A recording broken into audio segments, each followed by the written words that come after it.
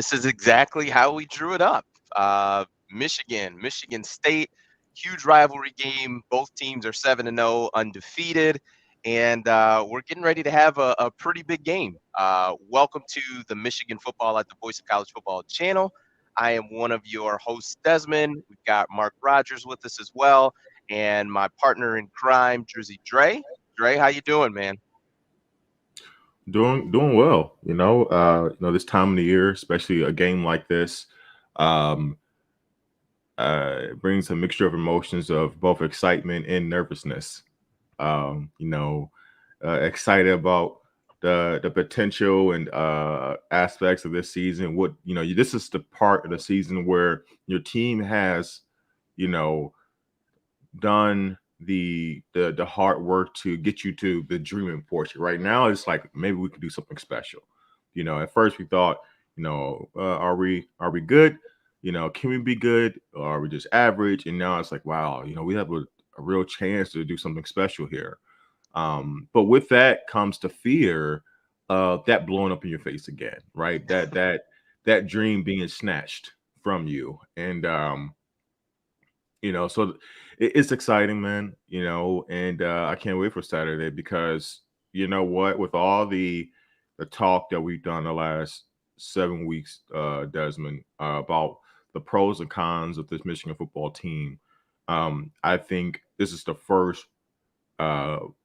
real test that they're going to have, in which we're going to find out, at least by ranking wise, right? And I know people try to call us out like, well, you said Wisconsin was the real test, and look, you can only go by who's on your schedule and you play them, but then you can't help with when you play, before you play the game or when you play the game and afterwards, how that team does, and that does change your perspective of how much of a quality opponent that team was, right? So you give your team credit for getting it done, but also you have to keep in mind, okay, well, what really have we done? What caliber teams have we played, and how should I factor in to how good, not average, not bad, no, how good my team is, right? So we're going to find out on Saturday. I think we're going to get a real good test. Yeah, it's going to be interesting. I have a lot of thoughts on the game, but before we get there, Mark, how are you doing today? I am doing great. I think that college football fans have been waiting for this weekend, and especially fans in the Big Ten, because we've got 3 titanic matchups that are going to go a long way in determining, who wins this thing. When you look at Wisconsin, Iowa in the Western Division, which was pretty much the game of the year from a preseason, off-season perspective, and it looked like it drifted away from that, but maybe it's coming back into focus with Wisconsin winning some games, and really, despite 2 losses in the conference, they've kind of set themselves up for taking over the division if they can. They've got it all in front of them. Amazingly, they've got the division in their control. Because they lost 2 out of division games. So they've got everybody in sight. They've knocked off Purdue. That's 1 out of the way. Now they go at Iowa. East Division, of course, Ohio State, Penn State, and then this game, Michigan State. First time both teams ranked in the top 10 since. You guys know the answer to this question? It was 1961? 64, the year I heard. Yeah, okay. 64. They were both undefeated in 2010. Dre, do you remember what happened then? So they were both 5-0 at that point in 2010. And things continued on for one of them, but not the other. Yeah, I want to say that was Rich Rod, and we went at Spartan Stadium, and we got beat pretty good, if I'm not mistaken. Yeah, so Michigan State kept going after that game. So they both came in at 5-0, and Michigan State shared the Big Ten championship at 11-1, and Michigan. That was Rich Rod's last season. They went into the tank, lost 6 out of 7, 7-6, blown up in the bowl game against Mississippi State, and he was out the door. So it can be a pivotal game.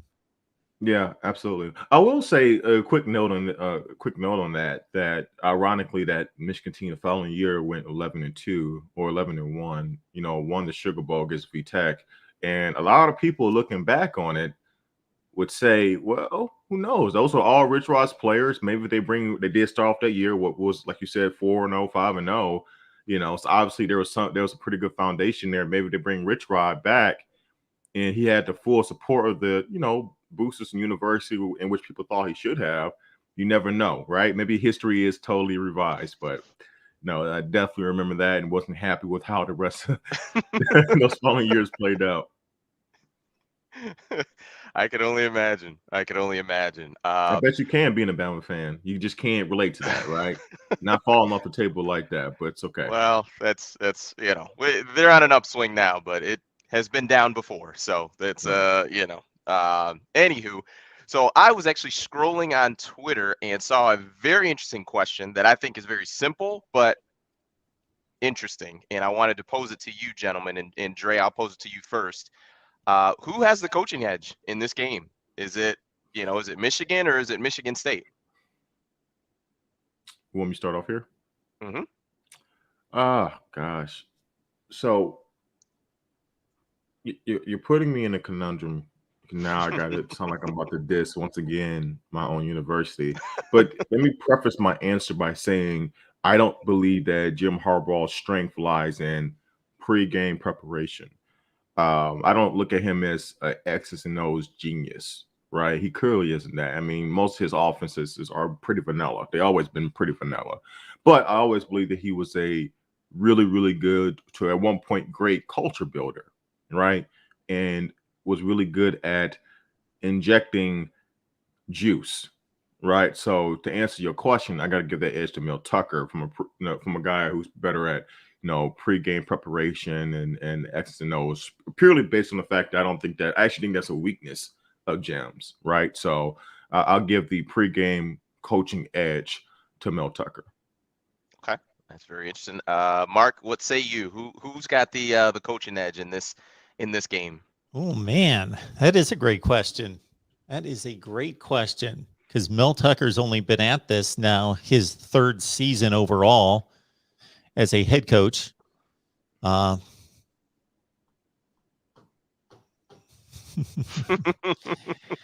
Man, on, Mark. And not knowing the staffs in depth, I'm not going to go through positional coaches and what they could contribute and all the whole deal. But between the two, I tend to agree with what Dre's bringing to the table, but I would like to have something to add. I can't say that. I will say that Jim Harbaugh has obviously been in bigger games.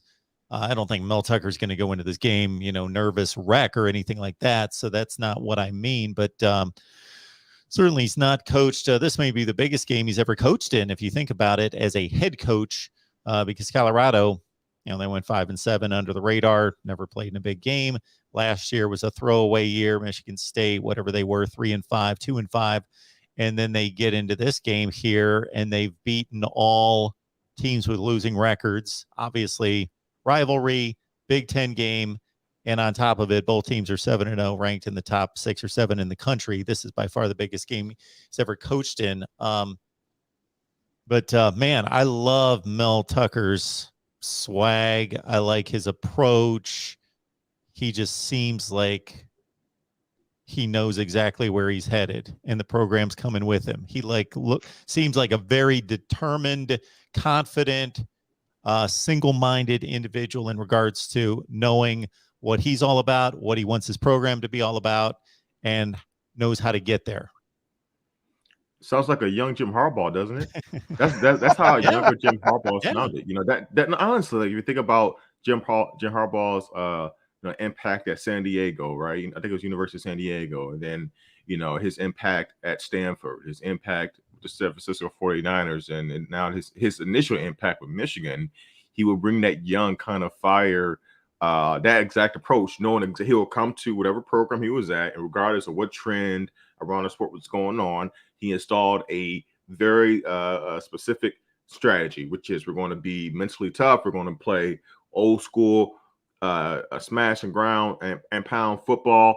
Both defensively and offensively. We're not going to create turnovers, and we're going to be if this is a battle, we're going to be the last team standing. We're not trying to win pretty. We're trying to win the game physically and mentally. So I liked how Mark said that about Mel Tucker because it reminded me of like a younger Jim Harbaugh and what he was known for. But no, I think it's a great question, but I just think, Mark brought up that how Harbaugh's been in way more bigger games, and that is true. However, unfortunately, more times not at Michigan, Harbaugh's, has been on the losing end of those bigger games. Now he's been trying to work on changing that around. I thought Wisconsin this year, he beat Notre Dame game of 2019, and the Wisconsin game this year is definitely taking steps to change that. But being in big games, having that experience in big games is great, but you got to start figuring out ways to win them before I start to give you, that's in your feather count, right? That I can count on you to come up big and get your guys prepared. And last year, even though it's a COVID year and there was no fans at the big house, that was a big game between State and Michigan. And Des, you said it many times, whether we were talking or texting about it, you were really, really shocked and displeased with the lack of energy that the Michigan football players showed last year against MSU. Even early on too, because we obviously we text quite a bit, but early on I had sent you a text. I'm like, man, you just didn't see the energy from Michigan, and I thought that was a game that you can roll out of bed, just with where those teams were. Like, granted, there was a lot of factors with COVID and things like that, but just looking at it, like, Tucker's got essentially no off season. Like, he barely even knows the names of his 2 deep roster. Right. So I just felt like you were able to roll out of bed and win that game, and just to not have any energy or juice. And I think Aiden Hutchinson maybe, or one of the guys, in their weekly media sessions had mentioned, like, last year we looked past them, and that's exactly how it looked. It looked like Michigan looked past them last year. Yeah. But to be honest, I don't think that's going to happen this year. And we're Absolutely going to not. predictions and stuff like that. I think the leadership and the focus. One thing about this Michigan team is that every week they come out pretty focused. They have the right energy. I love how they play. I actually like how they play. To me, they play better on the road than they do at home. In terms of they like to steal the home team's juice. Whatever thing they do in a fourth quarter to get hype. That's something new this year. It tends to work for these guys, right? So whether it's Wisconsin jump around, or I think it was Thunderstruck or whatever it was for them at Nebraska, whatever MSU is going to do, if they do anything, Michigan players are going to join in to steal their juice. I think it's what they say. So look, I think this year it reminds me a lot of the revenge tour year, in which the previous year the team had some big disappointments. They lost to MSU because that was 2018. So 2017 they lost to MSU. That was the rainy game at Michigan Stadium. MSU and they came in and they beat us. And that following year was the revenge tour year, and that Michigan team, that's when I was talking a lot. I was feeling pretty good about myself. They won 10 in a row, and I was talking about bring on Bama. So yes, guys, I can be overly confident, and I can be a slappy at times. I'm not just negative all the time. Trust me. But I learned my lesson from that year. But my point is that it reminds me a lot of that year, in terms of the focus of this team. Now, rather they can finish through, we'll find out. Yeah. It's I would say, to answer the question that I had posed, I do think it probably is Mel Tucker as far as who, which staff has the coaching edge and advantage. And I think a lot of it is just like Mark mentioned, the swagger, like the confidence of Mel Tucker. I think this game fits right in with kind of how he just carries himself. Like, I see it on Twitter with the woodshed, like that, just the whole persona. Like, we're just a grimy, like, grinding kind of bunch, and that's how we're gonna play. But the interesting part is, I actually think Michigan has the better team going into the game. So I'll pose that question to you gentlemen. Who do you think has the better team going into the game on Saturday? Dre, let's start with you. Well, I think I will go on a limb and say that I think Michigan has, overall the better talent. And I think MSU, has some game breakers. I'm gonna say Michigan. I'm gonna say Michigan, but it's not by much because I gotta, and that's what we're gonna find out a lot about this week. You know, how really good is Kenneth Walker the third? Is he? This is if you're a true Heisman, if you want to win the Heisman, this is when Kenneth Walker needs to really break out. He needs to have one of those 150, 200-yard rushing games, a couple long runs for a touchdown, because it would take that kind of game-breaking ability, I think, to beat this Michigan defense, which no one has been able to do, which is when they suffocate you, they're so disruptive at their line of scrimmage, and with their front seven. I know Northwestern had that random long run, but other than that, that really doesn't happen to this Michigan defense. But it's going to take that kind of a big playability, which MSU has shown throughout this year to get it done. But I think overall, position group to position group, I do give the edge to Michigan, and honestly, it should be like that, considering the fact that this is Mel Tucker's second year. He shouldn't, and he's had to go into the transfer portal. He got to the campus and he kind of weeded a lot of guys out that was left over from the D'Antonio era. So they shouldn't be on Michigan's level talent wise in the first place. Yeah, agreed. I think, I think Michigan, just top to bottom, I think they're more talented.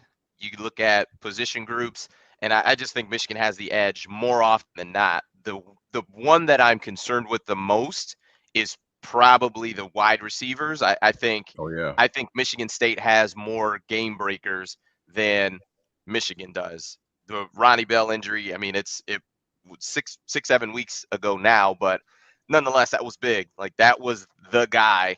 If we're playing, NCAA, like, you're getting the ball to number 8 quite a bit. So other guys have stepped up, but as far as just being that game breaker, I don't think any of the Michigan receivers have stepped up to be that type of game breaker. And I think Michigan State has done a really good job of doing those things. But I think, like I said, I think Michigan is the more talented team going into the game. Mark, what say you? Yeah, I go with Michigan as the more talented team. I don't think it's an enormous gap, but I think it's decided. I don't think it's really debatable that they've got a more talented team. If we had some kind of metric that we could apply to it beyond the recruiting rankings, meaning that Michigan State has obviously complemented or supplemented their recruiting more with the transfer portal and some big additions, of course, Kenneth Walker being the biggest. The difference, I'll say, and when I was listening to Dre, I was kind of running through the offense where I think they're very similar offensively in regards to the level of play at each position. They both have elite running back play. Their offensive lines are blowing people off the ball, doing the job. They both have top 3-4 offensive lines. I'm going to say these are 2 of the 3 best offensive lines in the conference. And the wide receiver play, Michigan State's asked their guys to do more. They've produced more plays downfield, to your point, Des. And I'm going to say that Peyton Thorne has played better to date than Cade McNamara. Absolutely. Not by a ton, but I think he's been a little bit better. I think Michigan has more star power on defense. I think they have more explosive players and great players on each level of the defense, whether that's Josh Ross, Daxton Hill, Aiden Hutchinson, of course, and some other guys. Those were the 3 obvious ones coming into the season on each level, but other guys have emerged into like all conference type players. So I think Michigan's a more talented, better defense. I think Michigan State's just playing well together as a defense, but they don't have that explosion talent, NFL talent at as many positions on defense. Yeah, it's it'll be interesting. Someone had mentioned score prediction, which we'll definitely get into that. Mark will get the Kirk Herbstreit treatment because he's on College Game Day he doesn't call the game, I'm sorry, because he's calling the game he doesn't give a score prediction. So we know Mark does his picks on Patreon. So if you haven't subscribed to that, please do. So we'll definitely get into the score predictions. So another interesting thing wanted to bring up to you gentlemen is one thing that I think is one of the most crucial things in this game, especially for Michigan, is going to be Josh Gaddis's and Jim Harbaugh, their first 15 plays. Because you think about especially high level college football and NFL football, most offensive coordinators are going to script the first 15 plays to where outside of you busting a big run, essentially, we know exactly what 15 plays we're going to run. We practice those. Today's Wednesday, so Thursday, Friday, walkthroughs, practices, we're going to go through those 15 plays and we're going to make sure that, we have those things down pat. And to me, if you can generate, 10, 14, 17 points in those first 15 plays, because essentially you look at it, that's roughly between 2 and 3 drives, like I said, outside of a 70-yard touchdown run. But you're looking at 2 or 3 drives. If you can generate points and end up, with, let's say, best case 17 points from those first 15 plays, I think that's going to put Michigan in the catbird seat exactly where they want to be, to where really the rest of the game, or for a good chunk of it, it's going to be exactly what you want. It's going to be the situation where you can run the football and you're dictating the pace of the game. You just have complete control of the game. And on the flip side, if you're talking 3 and out, I mean, in just punting, I just think that'll put Michigan behind the 8 ball. I think it'll put them in a tough spot. So that I think the first 15 is going to be, especially for the Michigan offense, which, we've talked about the passing game, not being as efficient, as explosive. I think it'll be just crucial to get off to a hot start and really put some pressure on Michigan State's offense to make, because essentially what you want to try to do as well is try to take Kenneth Walker out of the game. Make it a game where Thorne's got to throw the ball. They can't get in their own rhythm. It's something where you start to put pressure on them and really take them out of their game plan. So, Mark, what are your thoughts on that? Well, I'm going to highlight a few comments in the live chat because I think they kind of speak to it. There's a number of predictions you guys can check out in the live chat, many of which have Michigan winning either close, or I saw 30-13. I saw some pretty good score separation there. Wow. I'm guessing from some Michigan fans. Yes.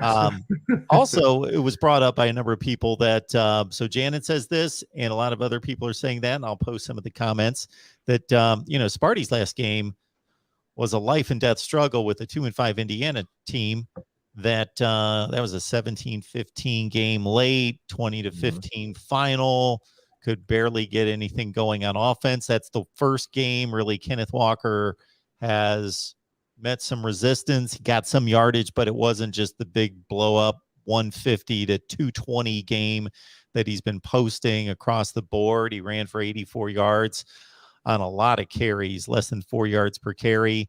And Indiana was right there in the game with Michigan State. So, and we know Michigan had that kind of game with Rutgers, but they've also put together they've separated that game with some nice efforts and more dominant performances where, I kind of thought Michigan State going into that game with Indiana, even though they were playing so much better football, much better record, of course, we're playing a team that basically had the similar talent, and then it might show, and it did. So another point being made by a number of people in the live chat that maybe Des didn't appreciate your comment about no Michigan wide receivers really standing out or showing that they could make big time catches in big games, is that maybe Kate's missing them. Maybe they're open and Kate's not necessarily just the missed throws, but I know some people have commented on just not seeing them, not making the throw.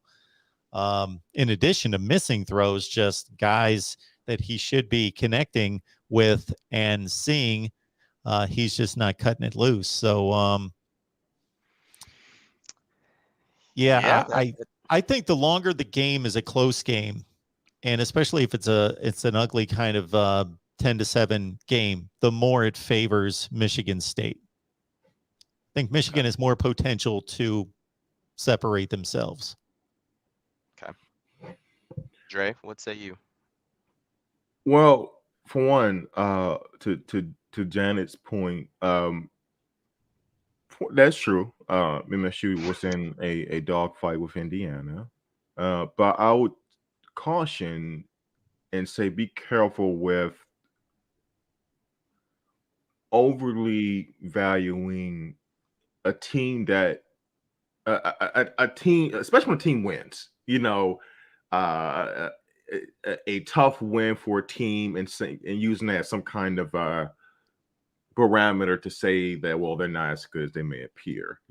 This time of the year in the Big Ten, um, it's this is where teams are playing their best football. You got to also keep in mind that Indiana was just coming off a bye. It was their homecoming game. Indiana just last year, what was they 9-3, 9-4? Yeah, they had a good season. You can argue that there's a lot of people who thought with a healthy Michael Penix Jr. That they had a good chance to repeat that performance. No, by no means win the Big Ten, but definitely be, a thorn in the side for a lot of the upper echelon teams. So, yes, I saw MSU struggle, and I agree that they did, but don't devalue Indiana that much. I don't think their record truly displays how good they are. I don't think they're a bad football team. I think they're a solid football team. And I think with a healthy quarterback this year, they had some regression, but with a healthier quarterback this year, they could have, and maybe not such a tough schedule to begin the season. I think they started off against Iowa and Cincinnati. So that's tough. I mean, those were two top 3 ranked teams before Iowa lost to Purdue. So I think Indiana's a little bit better than people think, than the record may say. Now, in terms of Michigan, like the talent is there for Michigan. I actually disagree with Mark. I think the longer the game goes on, I think it benefits Michigan more, because I think when Michigan tends to break you, it's not in explosive plays, but it's in wearing you down, grinding you down like a pencil, right? Because they don't take a lot of shots down the field. They just wear you down, your defense down with their rushing attack, right? Pound for pound, pound for pound, pound for pound, until eventually they break one. And then once they break one, they get back on defense. And if you haven't been able to expose them down the field, most likely they're creating havoc in your backfield. They're sacking your quarterback, they're creating pressures, forcing turnovers. So I actually think it benefits Michigan more as the game goes on, because that would tell me, if it's closer down the stretch, that MSU is having a problem capitalizing on their biggest strength, which is explosive plays. They're not the type of offense that does a good job with long sustained drives, right? One of those 11, 12 play drives that last, 4 to 5 minutes. They're more of,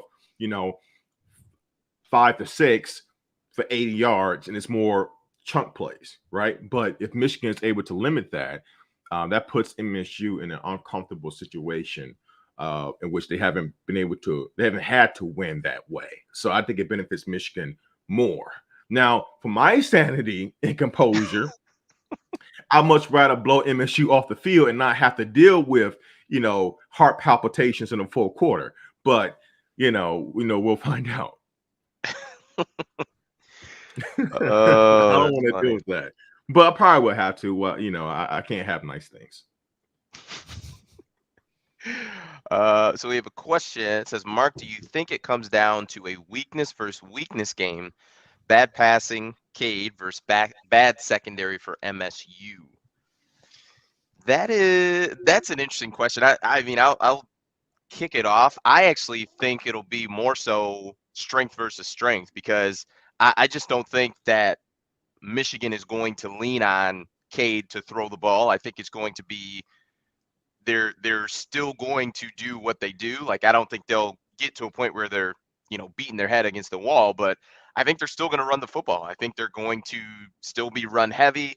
I think it'll be passing in there. Like, Cade will have his pass attempts, but I just don't think that it's going to be Michigan trying to air it out against MSU. I think they're going to me, if there was a game where Jim Harbaugh would be safe, it's going to be in a top 10 matchup on the road, because his history says that he has not had that type of success at Michigan on the road against top 10 teams. So with that being said, I think he's going to lean more on what they do well and try to win the game that way. So that's my thought on it. Mark, do you want to give it a stab? Yeah, my stab on that would be, I've seen Michigan State play against Miami pretty much the entire game, saw pretty much the entire game against Northwestern, saw them play Rutgers, and that's pretty much been the extent of my Michigan State football viewing. I know they played that game that we're all talking about against Indiana. I don't remember seeing more than a couple plays of that game. And I'm trying to process where their pass defense is that bad. So I know statistically, if we're just going yards per game, I don't know what the numbers are, but I know I've heard this a couple times this week that their pass defense based on yards given up, passing per game is whatever it is. I don't think it's like the worst in the country, but it's not as strong as other areas statistically, offense and defense. But I think we need to be careful with total yards given up. I just think Michigan State's been playing in front of everybody all year, meaning everybody's passed against them. I am guessing that the QBR against them, the efficiency against them, passing the ball is not that great. I can't think of any of those teams passing that effectively against Michigan State. So, I don't necessarily think Cade McNamara is the guy to do it. I think the Michigan wide receivers are formidable. I think they have the potential to explode. I haven't seen it from Cade McNamara.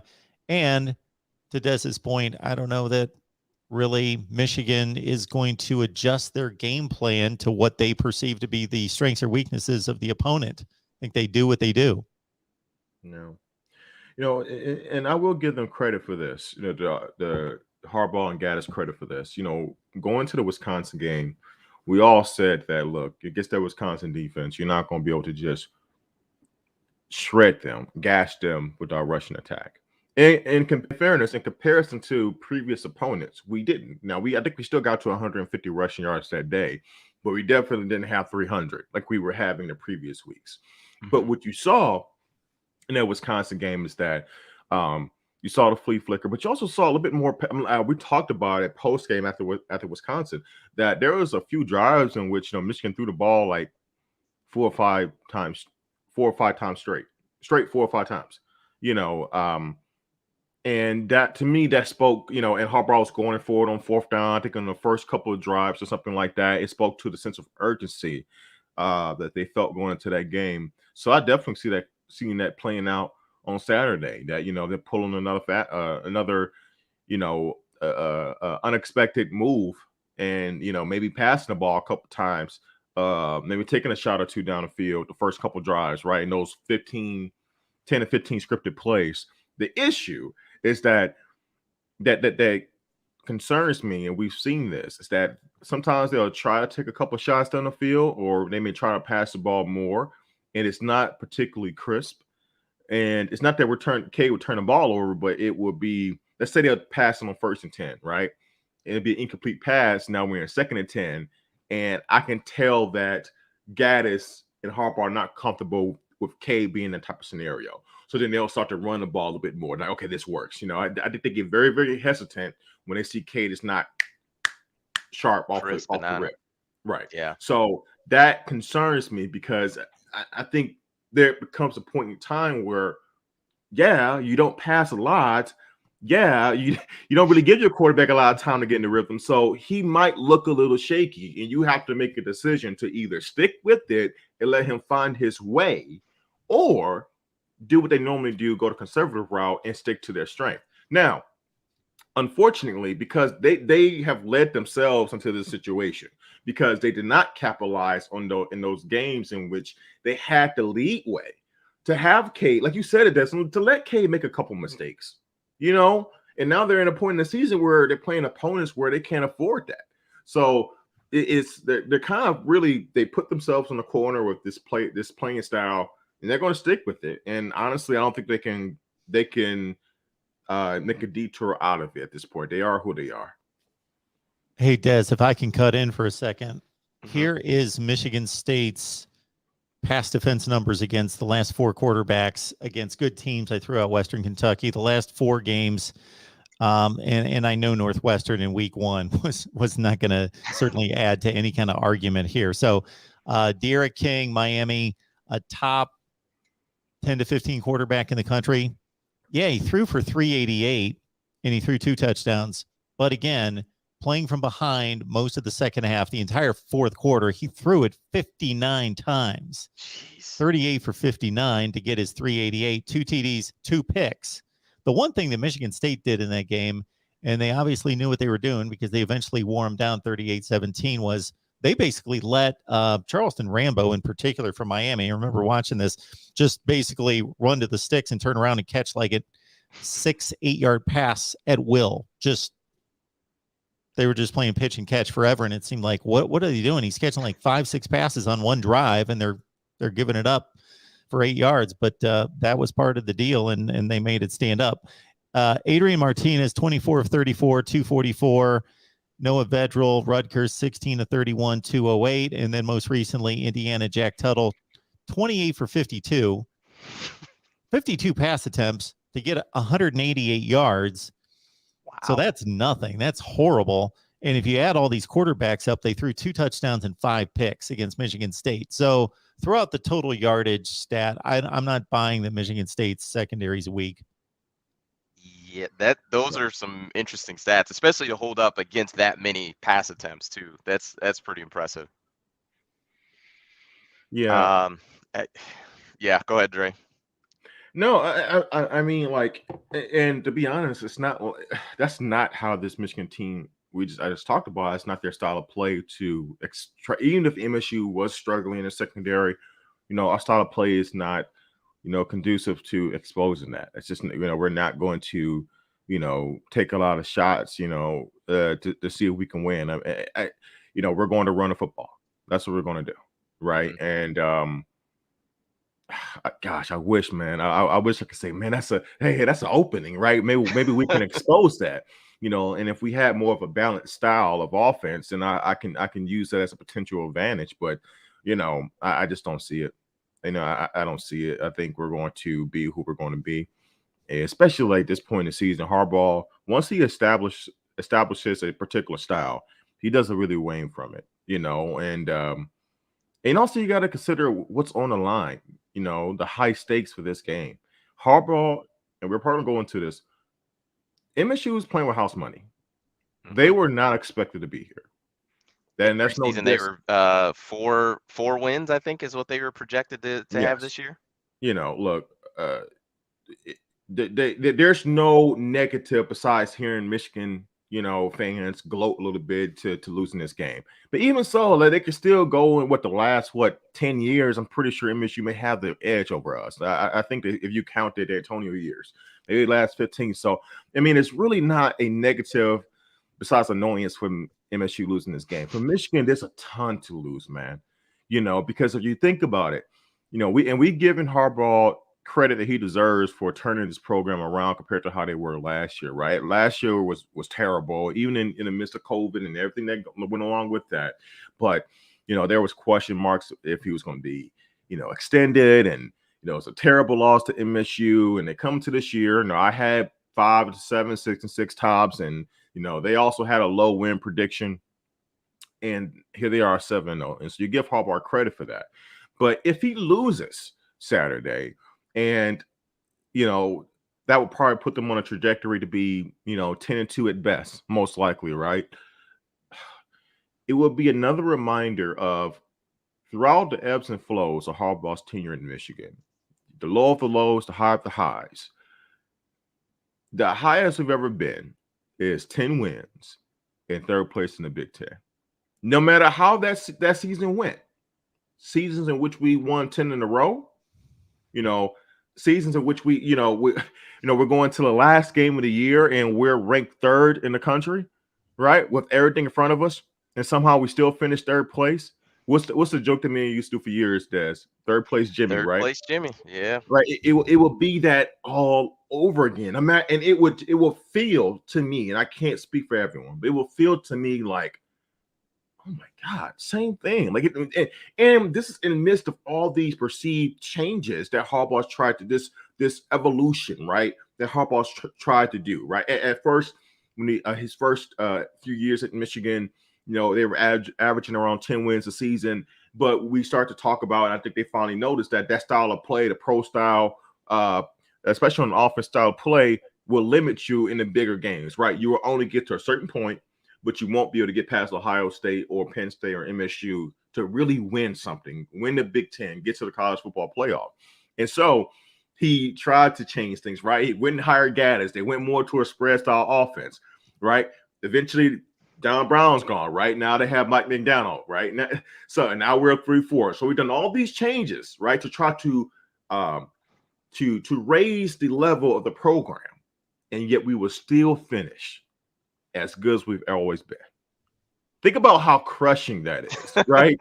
And there's just so, and also this is year 2 for Mel Tucker.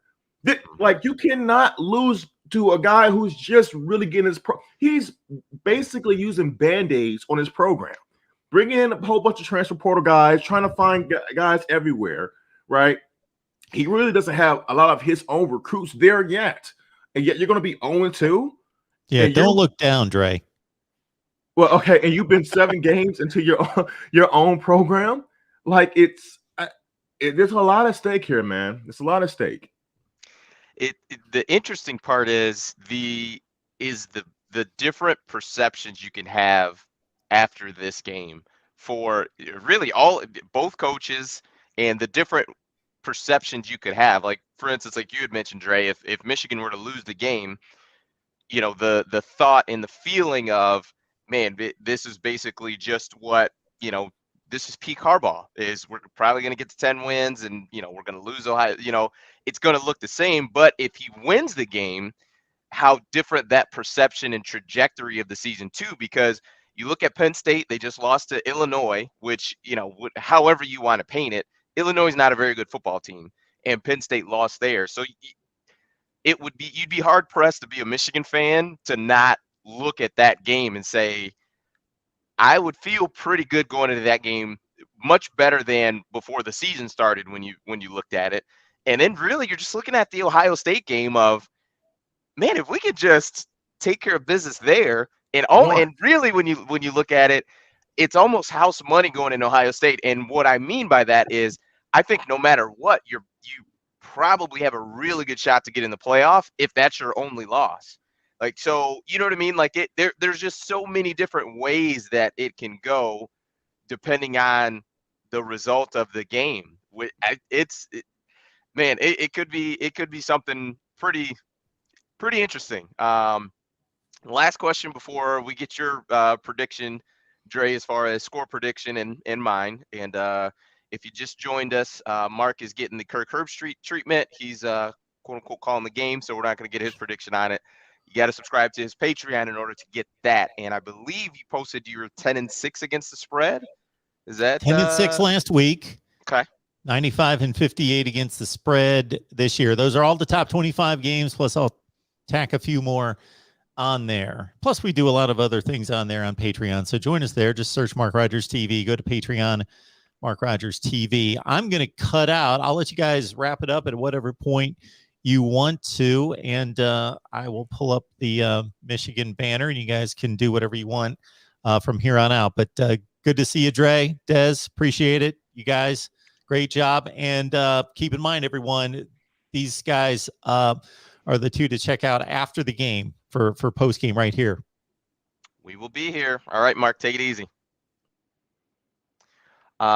Dre, so what does a Michigan win look like? Like, does it need to look a certain way? Does it need to, I would imagine you're going to say it can't be a shootout of we're not going to see a 48-50 football game, but what do you think a Michigan win looks like on Saturday? It's a good question.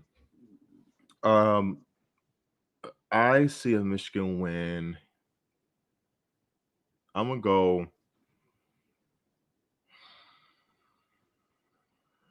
Let's go. See, I've been undershooting because I'm always surprised when they put up more points than they do because of the style of offense. I'm just not. It's obvious we're not style of Michigan's offense. I don't like it, but it gets the job done. It gets the job done. Okay, I'm gonna go 21-17. I just don't see right now. I can't see Michigan having like some 2 touchdown advantage. Like it's a lot. For one, historically, when State is good record wise, they are a pain for us. And if we don't beat them, it's not inconceivable for us to lose to them. And even the games we win, it's a dogfight. Case in point, 2016, I think that State team went like 4-8. This is the Tyler O'Connor. Yeah, I think it was year. 4-8 that year. Yeah. Yeah. Michigan that year, that's the year we lost at Ohio State to JT Barrett, or a short year. We're ranked number 3 in the country. That game was supposed to be a blowout. And it was like late in the fourth quarter. It was at Spartan Stadium where Michigan took advantage, took the lead. I think Jabril Peppers had a late 2-point conversion. It was like he ran back. Yeah, it was a I dog. remember that. Score-wise, it was a dogfight, and that was a terrible Spartans team, right? So it's like I can't, even if with us having a talent advantage, right? Even if you guys out there you don't respect Michigan State's schedule, like I just can't see us blowing them out. This is the real rivalry game. It's not Ohio State anymore, unfortunately. We haven't earned that right lately. Historically, it is, but we haven't earned that right to call Ohio State a rivalry game anymore. But this is one. Right now, Jimmy is 3-3. Right, this is tough, and I see a tight game, 21-17. Michigan scores a couple touchdowns, maybe a field goal too by Jake Moody, and we get out of there with a win. So you think it has to be low scoring game? Yeah. Because also think about this: the way that State wins is by explosive plays down the field, right?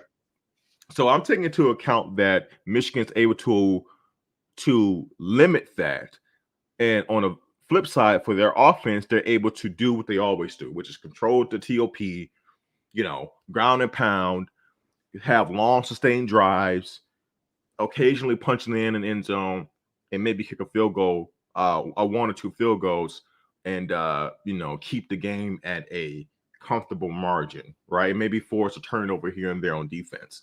We're both, both teams do things differently. Michigan's not going to, take a lot of shots. You're not going to have a lot of chunk plays, right? Unless it's through the running game, and I'm not sure if we're going to be able to do that against the State defense. I'm not saying they're a juggernaut, but you just never know. So I think that's how this game is going to have to play out. Limit MSU's explosive plays. Michigan have long sustained drives, and that's going to, I think, result in a low scoring game, or not an extremely high scoring game. Okay. What do you think is the ceiling as far as points for Michigan?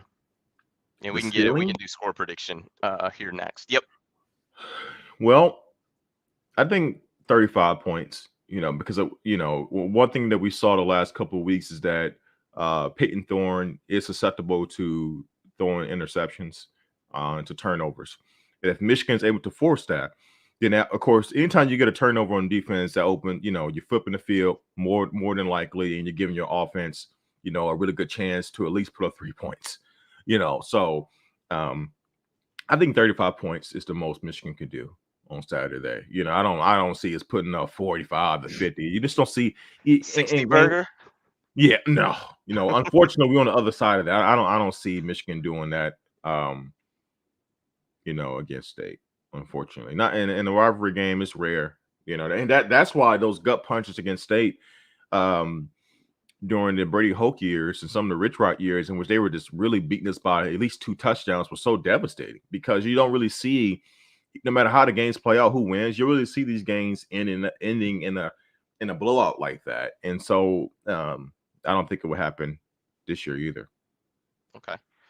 Well, last but certainly not least for the rivalry game, what is your score prediction? Like I said, 21-17. 21-7. 21-17. Okay.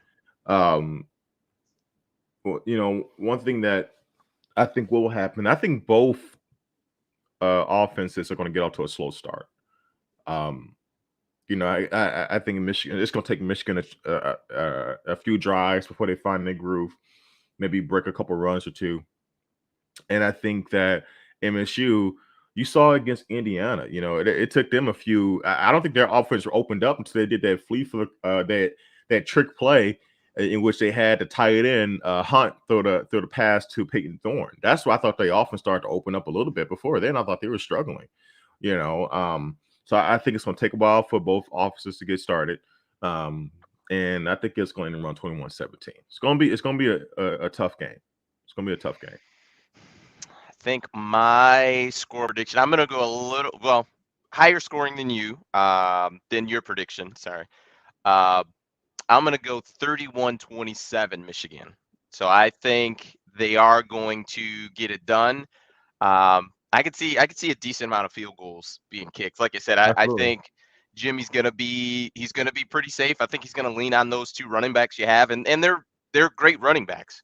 They're a great tandem, and I think it'll be important to stay the course with the run game, because I think Michigan's got the advantage in that I think Kenneth Walker is probably the best running back, but I think Michigan has the best running game, to where you could split up those carries, which they have done with, Corum and Haskins, to keep those guys fresh, because I think it's still going to be a game in the fourth quarter.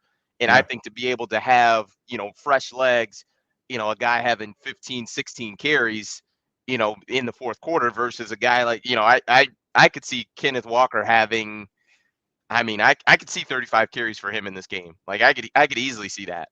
So, to be, because, and then too, what you look at when you get, more and more carries, which granted he's been really, really good, but fumbles become more, as you get fatigued, you don't, have the ball security that you typically would, and just different things end up happening with a large amount of carries. But I look at, Michigan's run game kind of being that important, especially late in the game, and Michigan pulling it out. So I think it'll be a close game. Hopefully you can take some green tea or something like that and kind of calm your nerves. But I think it's going to be a great game, and I'm excited that I'm excited it'll be a good one. Yeah. I will say that one thing that should help limit the big the explosive plays in the passing game for MSU is the fact that our defensive line is so disruptive. Like, to get the ball down the field, you need your offensive line to give you a few seconds, right? That's tough to do when Ajabo and Aiden Hutchinson have their ears pinned back, and they're coming at you full speed. Those two are a terror. That's for scary. your tackles, right? And that's not to mention Mike Morris in the middle. Then also you saw against Wisconsin. Graham Mertz got knocked out of the game. You got to watch. Sometimes they'll send Daxton Hill, and if you're not watching it, he can come through that line of scrimmage like a bat out of hell, and he's taking a nice clean shot at your quarterback, right? And so you got to be a little bit careful, getting cute, trying to wait till your guys go up and down the field, and all of a sudden you're taking a hit that you don't want to take. So like that's also going to be, interesting for me to see how the state handle that, because they actually sometimes struggle on their offensive line. I think they played 9 different offensive linemen. It could be kind of musical chairs back there trying to figure out the right, balance. So if they're not on par and ready to play, they can get Peyton Thorne, not hurt, but he's gonna feel a little pain. Right. And then, We saw it in the Western Michigan game. And I know MSU is a way better team than Western Michigan, but you remember how the Western Michigan game started off? And the quarterback's name, I forgot it. But we were talking about. I was like, man, he looks really composed back there. He was, comfortable, and he was moving the chains, and he even had a passing touchdown early in that first quarter. But then after a while, we start hit him, and then he got uncomfortable. Now you don't want to wait those extra couple seconds for guys to get open. You want to get that ball out, right? Yep. So I think that can benefit Michigan. So we'll see. But this is a type of game where one thing that Mel Tucker showed me, and I thought D'Antonio was the anomaly here, was stressing the importance of playing this game with a certain edge and respect, right?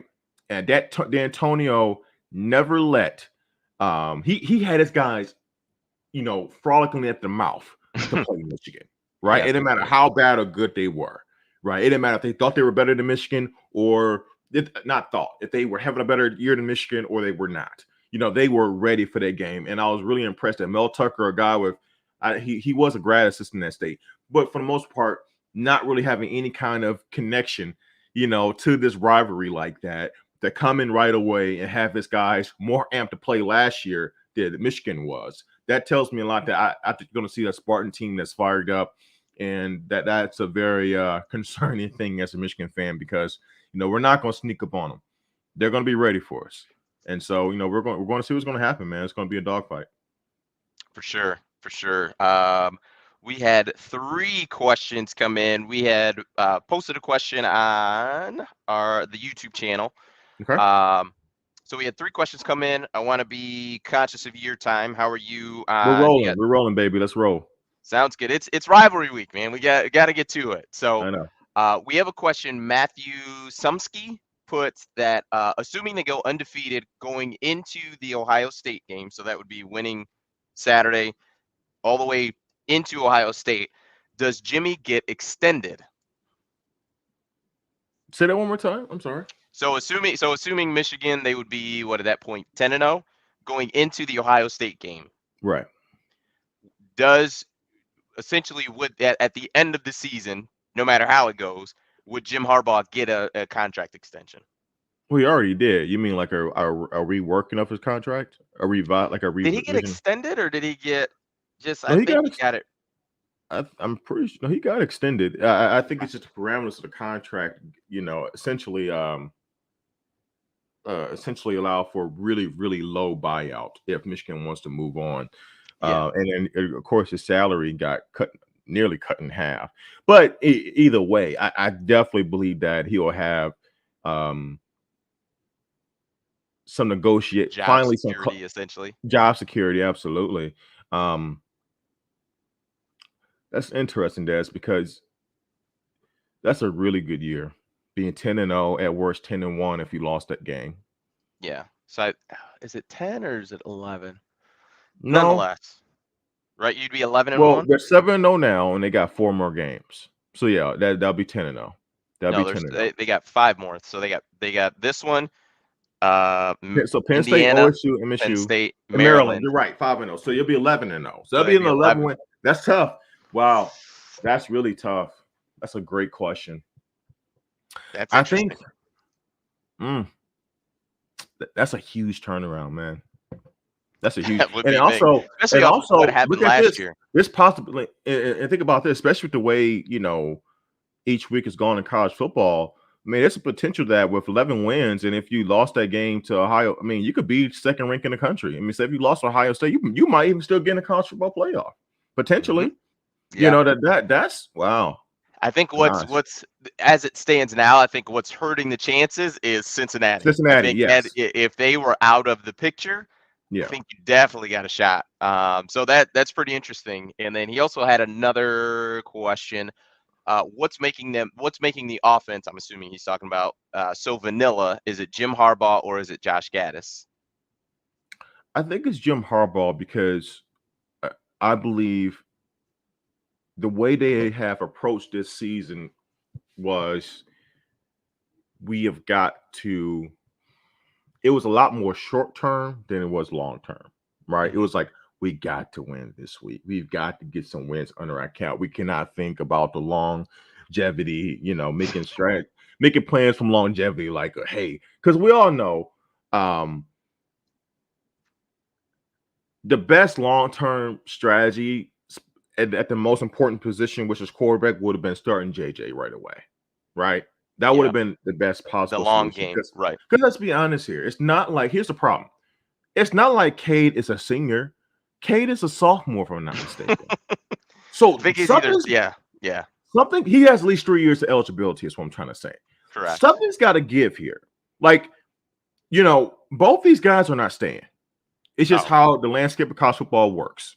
We know what's going to give. It's good because you're not letting a 5-star kid walk out. JJ's going to start next year, and K's probably going to enter the transfer portal. That's probably what's going to happen. That's the way it's going to play out. So, and Harbaugh knows that. Got it. They know that, but they knew that they had to win as many games as possible with all the smoke and fire going around the program right now. It's bad last year went, and they went with the safe guy, which is Cade. They gave him the best chance to win now. Because also I look at, because Jim Harbaugh has mentioned it many times, he's a merit-based, guys are you getting on the field is merit-based, and Cade played well last year, and so it's hard to pull a guy and just be like, well, we're gonna go with JJ, and it sounded like which I'm not sure, but it sounded like JJ wasn't ready day one to start. So if that's the case, then I mean, I guess you could make a case either way on him starting and not, but nonetheless, it kind of is what it is. But yeah, there's no way JJ's walking out of that door. I mean, he's probably the biggest recruit they've had since Rashawn Gary, Jabril Peppers. Like, I mean, he's been huge. Quarterback. I mean, I don't know. Rashawn Gary was the one recruit in the country. I mean, Jabril Peppers is up there. What's interesting is that it's going to be this. Because I think we're all in agreement. JJ's starting next year, unless somehow he's absolutely terrible in the off season. He's going to be starting next year. What's interesting is a 10-win quarterback. Let's say Michigan somehow we win against Saturday on MSU, but let's say he loses against Penn State and Ohio State. Hell, let's say he actually wins all his games but loses against Ohio State. That means an 11-win quarterback is getting benched. Because I think either way, Michigan has put themselves in that situation that they have to start JJ. That's why, look, even though he does bring a different dynamic to this offense, and I think that's why they sprinkle him in, I also believe why they sprinkle him in is to kind of keep the kid kind of happy, like, hey, you are part of us. You are part of this offense. You are part of our plans here. I just don't see any scenario in which JJ is not taking over. But then at least an 11-win quarterback, like, what? Like, we got 11 wins. You're going to bench me? Right? It's an interesting situation, man, to see how that plays out. It happened down south at Alabama with Jalen Hurts. So, he left with Oklahoma. Yeah, well, and I think too for Jalen Hurts, his was more extreme. I mean, he just wasn't throwing the football like especially in that national championship game where Tua came in as a true freshman, but I mean he just would not pull the trigger. Like he just wouldn't throw the ball. So it was more extreme than Cade's case. I think Cade, rhythm timing is kind of the issue, but yeah, I mean it wouldn't be the first time. That's the tough part because I mean. You look at Jalen Hurts, he was in a national championship game, got pulled, and the next year, it was Tua. So, that's life, man. Especially if you're talking big time football, coaches' jobs are on the line, millions and millions of dollars. I think Jim Harbaugh, $4 million contract? I'm not throwing that away for just because you won 11 games last year. I'm going with the best guy for the job. So it just kind of is what it is. It's unfortunate, because I feel for the kid. I feel for Cade because, but and it's funny. No, I actually don't want him being a starting quarterback anymore. And it's not because I think he's bad. I just think for the goals that I have for this program, I think he limits us from getting there, right? But I don't think he's bad by no stretch of the imagination. I think he's the type of quarterback that can do, wonders for, the lower echelon Big Ten teams. You put him with a Purdue, a Illinois, or a Northwestern, or whatever, and I think he would do wonders for them. And he fits those kind of programs more because he's going to do exactly what they need. You know what? You know what K would do really well at? Wisconsin. He's the perfect type of Wisconsin quarterback. But because I care about ascending past Wisconsin, which is being a safe 10-win season program tops, I feel like we need a quarterback that's more dynamic. And I just guess that's how it has to play. When you have a guy like that, you can't hold him back, right? And that's what Bama didn't do with Tua. Saban could have, after Tua won, he could have just had a good half. He had one good half, right? And Saban could have justifiably that off season went right back to Jalen Hurts, and I don't think people would have been totally upset. I mean, like you said, Jalen Hurts got them to the national title game, right? And he actually won a national title the year before, if I'm not mistaken, right? Or 2 years before. No, that was the Clemson last second, Deshaun Watson. Okay. So really close to winning one. Like, you know what I'm saying? Like, it's not like he's holding you guys back. Like, you guys are well on track to hit your goals.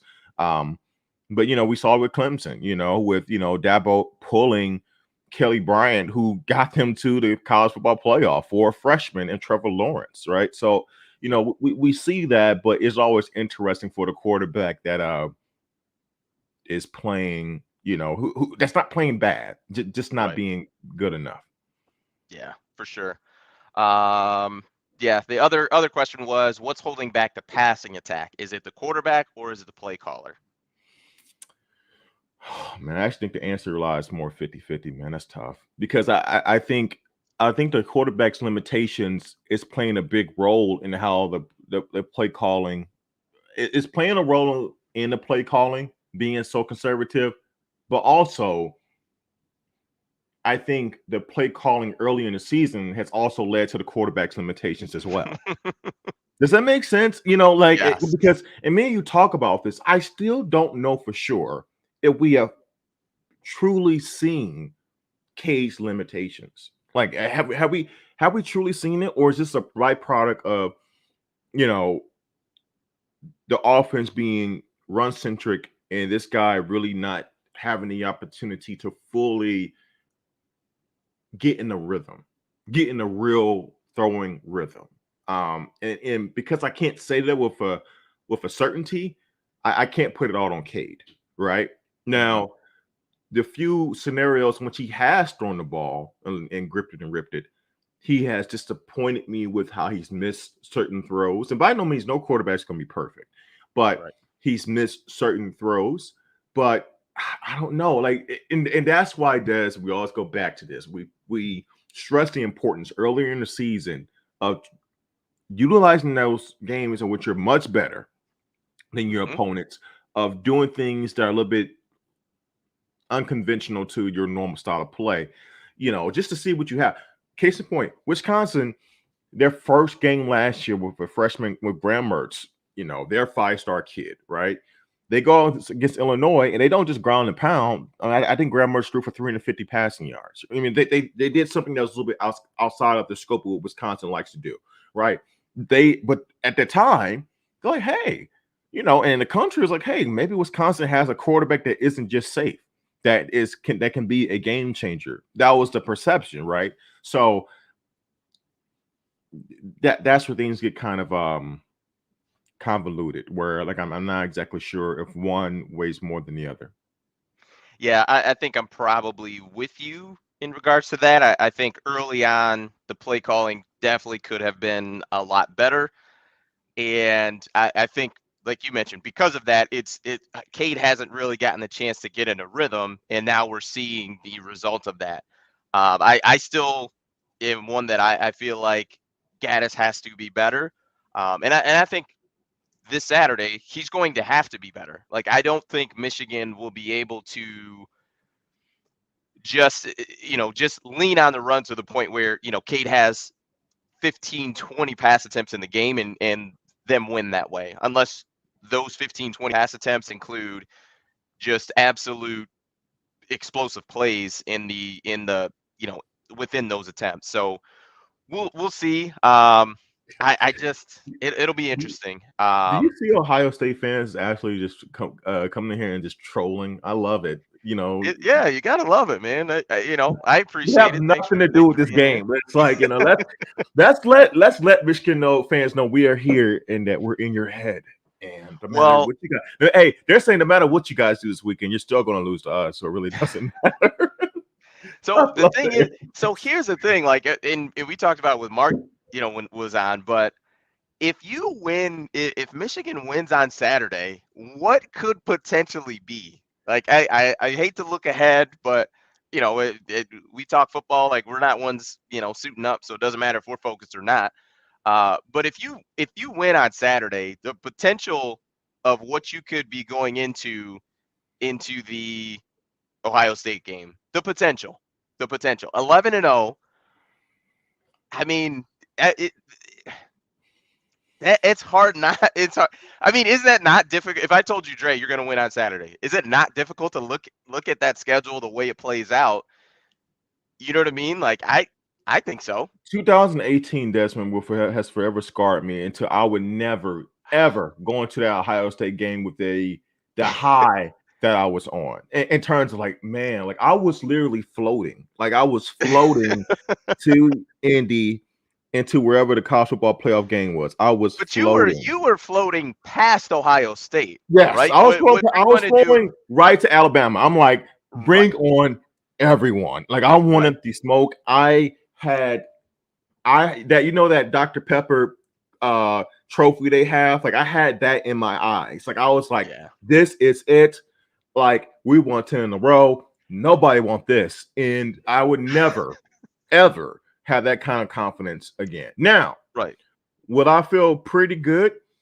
Yeah. I mean, like, because dude, when your team's 11-0, and at that point in time, you've gone through two top 10 ranked teams in both Penn State and MSU. That's really good proving ground. And with that scenario that you're in, Mark Ellis, where Des is painting a scenario in which Michigan it's not going to happen, but if it did happen, I'm just saying. I'm right. just saying. So if that happened, it's your team has earned the right. Michigan at that point would have earned the right for us to have some confidence because at that point, and also you got to keep in mind we're at MSU and we're at Penn State, right? So you're talking about two road games in which you beat top 10 opponents. That's really, really impressive. And it will also, Desmond, it would serve, and Saturday and will also serve as a to me a landmark, victory in which Harbaugh is kind of conquering past demons in which he can't win he can't beat top 15 ranked teams on the road, right? It'll be those type of proving grounds. And once somebody starts to get over those proving grounds, they have earned the right for you to potentially expect more and different, right? And I'm like, because if they lose those games, I'm like, okay, well, this is the same thing we always are. We beat the bad teams, right? And then now everybody get exposed again.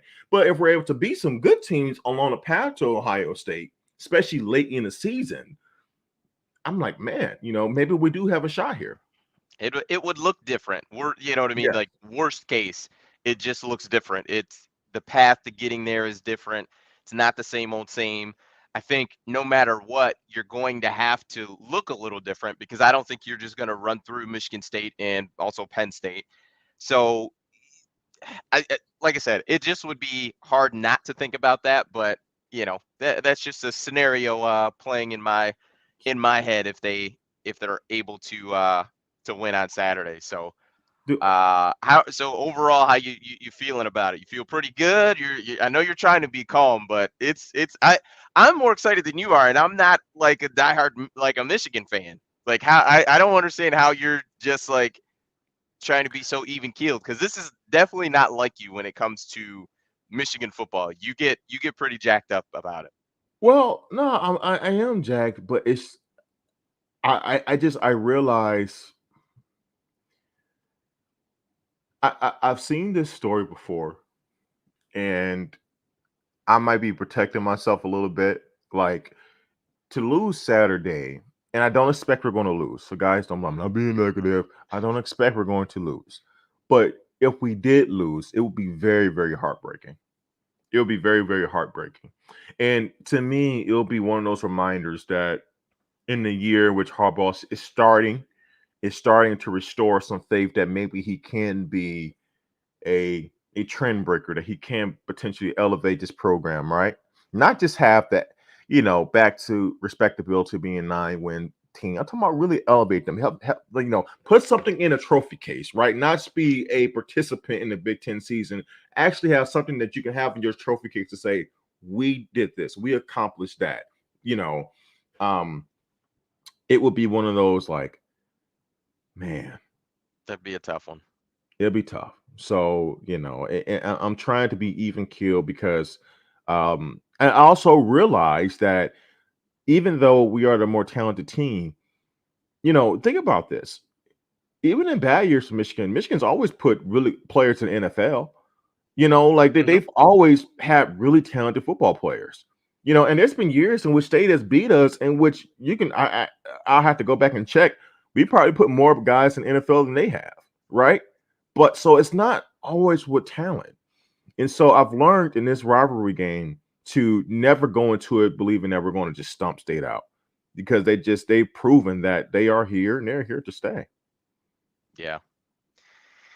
Well, we got to get ready, man. It's a big game Saturday. We talked about it actually on our podcast, the Dre and Des podcast. We actually talked about we were getting ready to go and golf right before we recorded that episode. Right. Did you want to give the people like an update of how golfing went, or because you told No, me you were I going would not kick like to do my that. I would not like to do that. Got it. Okay. I broke Just my wanted to 9 check. iron. I broke my 9 iron. You did, and not like in a frustration, like bend it over the knee. No. Literally swinging it. You Yeah. broke it. I've seen that happen one other time. Yeah. With creating huge divots in the golfing, and on a fairway, and hitting slicing to the right, hitting balls into the water. It was just it wasn't, and it was 45 degrees outside. It just didn't go. Oh no. It was 35 degrees outside. It was 35 degrees. Freezing. It was Yeah, tough. it was And cold. we had a frost delay. So 2 hours. 2 hours. It was a lot. It was a lot that went on. You definitely won that match, but I do not wish to go into details with how I played. Absolutely not. I put it to you like this: Michigan cannot play the way I played last Saturday. They cannot repeat my performance. So Agreed.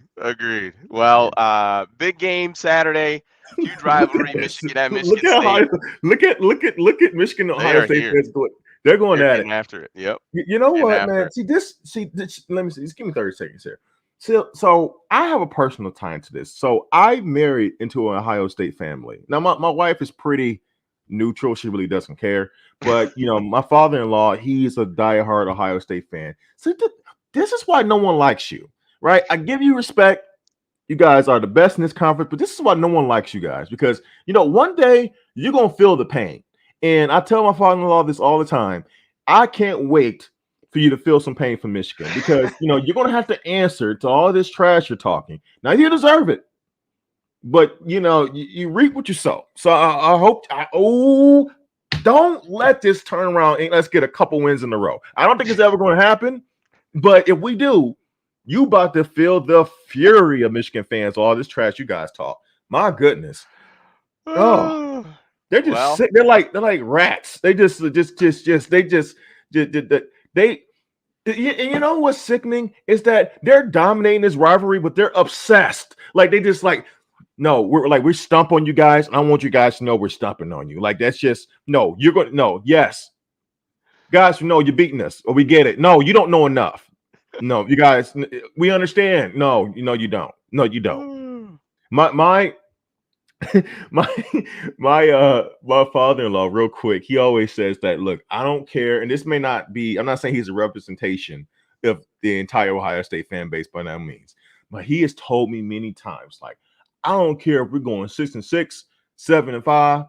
What happens the rest of the season? We circle that last date in November, last Saturday in November, and as long as we win that day, I'm happy. I'm like, y'all are sick. Hey, that Thanksgiving weekend, man, it's big. It's big. Yeah. Yeah, so we'll see how it goes, man. But we both have predict Michigan winning. I think you by what 21-7. I think you said. And mine will be 21-17. So about like 4 points, okay, 4 points. Yeah, I got 4 points as well. I think I was 31-27. So we'll see what happens, man. But huge game. Thank you so much, everybody, for joining. I think we're in like the 120s or something as far as folks in the chat. So appreciate it. Thanks so much. And we will be here Saturday right after the game. So probably around 3:30 for about an hour or so. So come one, come all, and hopefully let's talk about a Michigan win. So peace. Go Blue.